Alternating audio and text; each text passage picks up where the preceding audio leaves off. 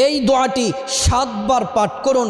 দয়াময় আল্লাহ রাব্বুল আলামিন 70টি বড় বড় বিপদ থেকে আল্লাহ তাআলা আপনাদেরকে হেফাজত করবেন। বিখ্যাত তাবিঈ হযরতে মাকহুল রাহমাতুল্লাহি আলাইহি তিনি বলেন, এই বাক্যগুলা যে ব্যক্তি 7 বার পাঠ করবে, প্রত্যেক দিন 7 বার পাঠ করবে, আল্লাহ তাআলা তার 70টি বড় বড় বিপদ দূর করে দিবেন।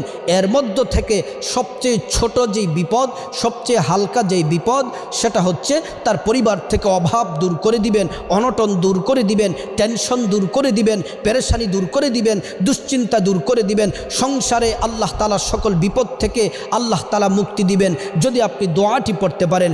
দোয়াটি হলো লা হাওলা ওয়ালা কুওয়াতা ইল্লা বিল্লাহি ওয়ালা মালজা মিনাল্লাহি ইল্লা ইলাইহি। প্রিয় দিনী ভাই ও বোন, কষ্ট করে দৈনিক এই দোয়াটি 7 বার করে